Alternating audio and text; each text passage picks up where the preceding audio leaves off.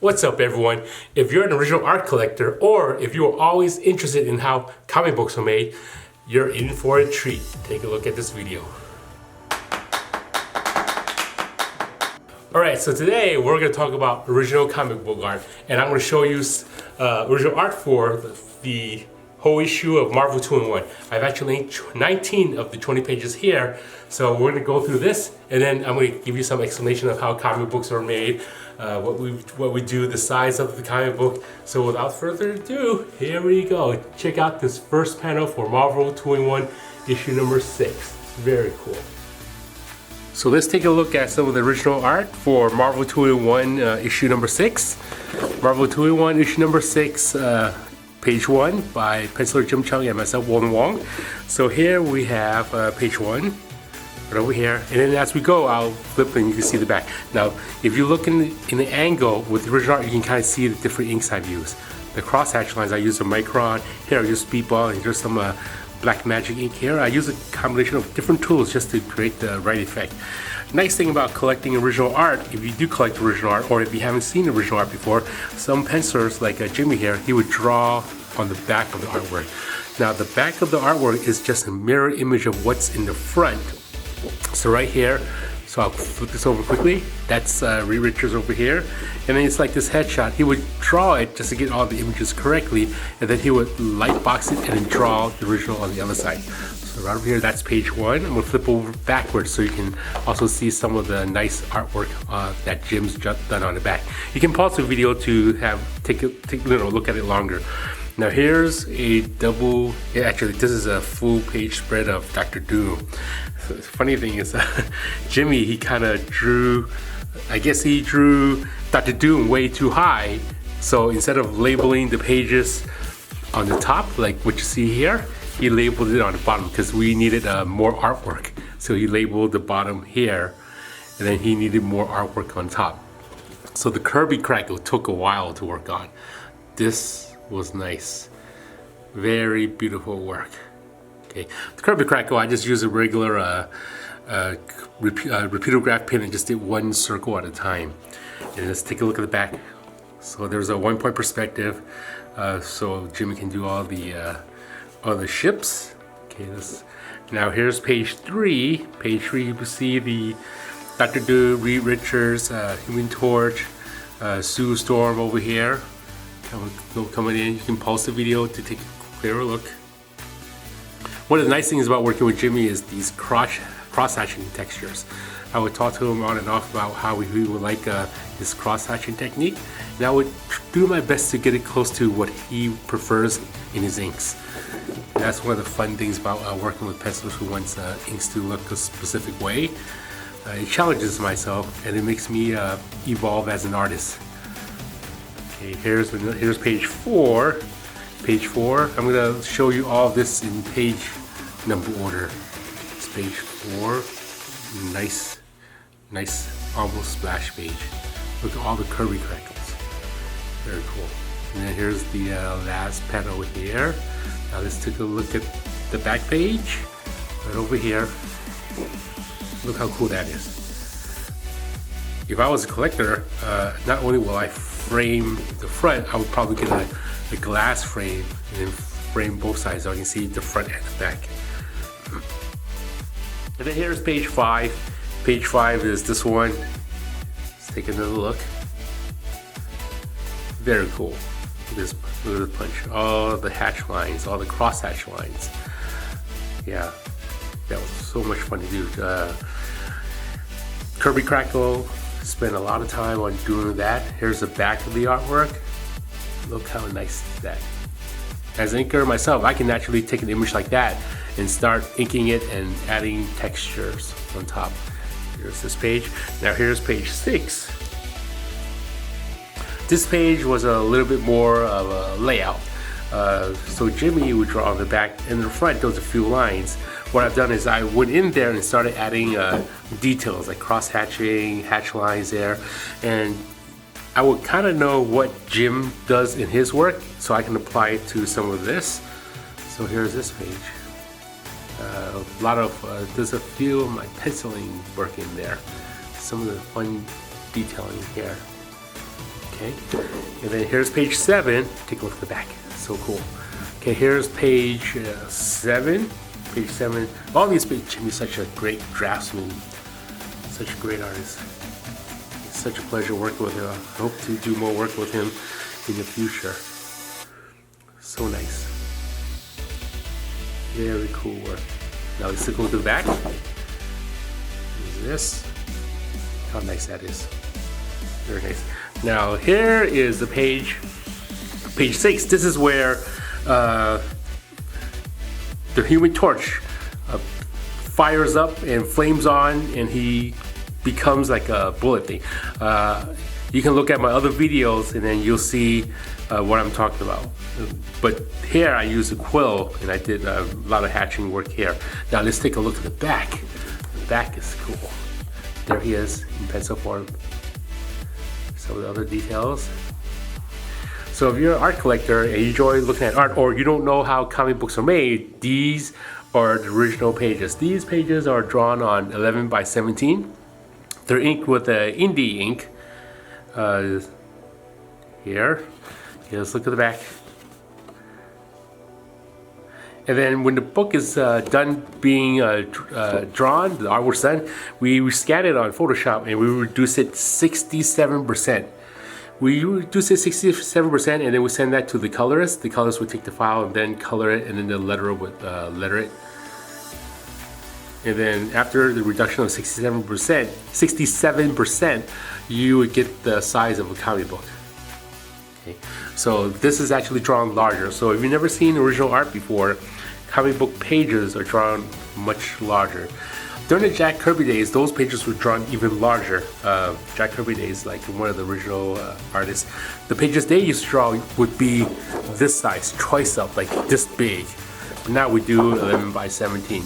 Now the reason we draw larger, work larger, is because when the work is shrunk, it'll look more detailed. If you're working on the same size as a published comic book, all of that, it'll be harder on your eyes. But drawing larger will be easier. Now let's take a look at the back of page 11. Here it is. There we go. Put this aside. Next is page 12. Page 12 is Johnny right over here, withering away. Look at that. I'm going to tilt this so you can see some of the ink, the different ink. You see the sheen, the gloss of the ink. Okay, it's pretty cool. If you're an original art collector and you would own one of these, you'll be the only person that owns this piece of original art. A piece of art that thousands and thousands of people seen in the comic book. Okay, here's the back. The back of it. So this is inked on original pencils. A lot of times I'm working in comic books, I would get blue lines. Blue lines is when a penciler is working. Here's page 12. Here's page 13. Page 13. A lot of times blue lines, when the penciler is done working on the pages, they would scan the file and then they would send me the file. I would then print that out and ink on blue line. Blue line is kind of like this. You see that little light blue color there? Now the reason that is blue is because after inking and we scan it, all that blue disappears during the scan, so we don't really see that. Now here's an interesting page on the back. On the back, Jim attached this pencil piece. So what he did was he'll draw one side of Dr. Doom on the computer. He'll flop that image and then tape it on the back. So when he draws it, he'll draw it on the Bristol board and the light box. Both sides is symmetrical. So that's one of the tricks in making your artwork symmetrical. Okay, right over here, here's this page. Now here's page 14, 14 with all those curvy dots. This issue was probably the most curvy dots I've done in any comic book in all my career. Lots of curvy dots. Different sizes, there's like white dots on top of back dots, bigger dots, smaller dots, dots connecting other dots, white dots, like no dots. There we go. And then we have the back. The back is just as fun to watch. One of the reasons I decided to make this video is because the back of the artwork is so beautiful. It's just so nice to look at. Okay, now here's page 14, here's page 15. Page 15 is right over here. Okay, so for this issue, this comic was 20 pages of artwork. I inked 19 pages. Jim inked one of the pages himself. I think that's coming up now. It's a page. If you have the original comic book, bring out the comic and then look at the original published comic along with these original artwork, and you'll see which page is missing. It's kind of nice. You can pause the video and compare some of the ink details, or see if you can see every line in the comic book compared to the original comic art. A lot of times with colors, you won't see all the line work. Here's page 16. Page 16 right over here. Very cool page. Giant Dr. Doom right over here, getting blasted. And then here's the back. How nice the back is. That. Here's the whole gang. Here. And then next is page 18. Page 18 is right over here. Okay, I'll put in an angle so you can see some of the sheet. This part here, rarely do I use a French curve. French curve is like this stencil that you can use to do curves. On this panel, I use a few French curve lines here just because it's so long, and then the rest are freehand. So a lot of French curve work over here. Okay, with inking, I try to have every line as precise as I can, freehand or with French curve or stencils or rulers or templates. Okay. Here's some of this page here. Yeah, being an inker myself and artist myself, I would look back on some of the artwork, and it's a good reminder of what I've done. And usually I would recall what was happening on each page, like what I was thinking in order to do that. Okay, here's a Silver Surfer page. Okay, this is for page 19, issue number 6, Marvel 2-in-1, Silver Surfer. This is one of the earlier pages. So Jim would pencil pages in different order, and I would get them in different order, and I would ink them as I get them. Here's this one. And then the last page, page 20. This is page 20 over here. This is the one where Reacher is telling the Thing, Johnny Storm's not around anymore. You can kind of look at the rocky texture of the Thing. Look at that, it's so nice. Here we go. There it is. And then here's the back of the page. Back of the page is so detailed. There we go. Like that. Here's more of the back. And then that's it. That's the last of the page right here. And then we have this nice page over here. And that's Marvel 2-in-1 issue number 6. So with the original art, because these were inked over on originals, I would get a 1/3 split, and Jimmy, the penciler, who would get 1/3. So I talked to Jimmy, and we decided on who gets what pages. So I'm going to flip through them and separate the pages that I get. So right over here, I get this one, this one, this one, this one, and then we're going to move on to this one, and finally this one. So right here we have 6 pages. 1, 2, 3, 4, 5, and 6. So I can keep these 6 pages and make sure the page counts are correct. I don't want to be setting Jimmy the wrong pages. Make sure he gets all the pages that he wants right there. And then what I'll do is I'll take all the artwork, I'll put it in. Now I'm going to be sending it off to FedEx and shipping it to Jimmy. So I'll take his portion of the original art, I'll put it in the sleeve like this, right over there.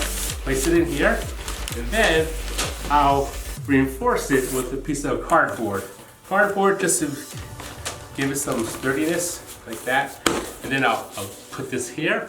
Maybe I'll get a piece of tape to tape this shut, like that. Make this hard, like that. So right here, here's the original art. Then I'll take one of these large FedEx boxes, and then I'll fill in a shipping slip. Put it in one of these pouches. Put it in this pouch like this. Seal that up, like so. Okay, and then usually I'll peel this off and then stick this onto the box before I fold it up. So right here, stick this right over here. Be sure it's tight. Okay. And then I'll open up the box like this. Usually I just push it together and then boom, just like that, here goes the box. And then this will be the last time I see these original art. So I'm gonna put this right in here. There we go, right over here. Seal the box like that. And then on to, peel this off. Just like that. Now, that's all done. And this is gonna go to FedEx. And here we go. Time to deliver.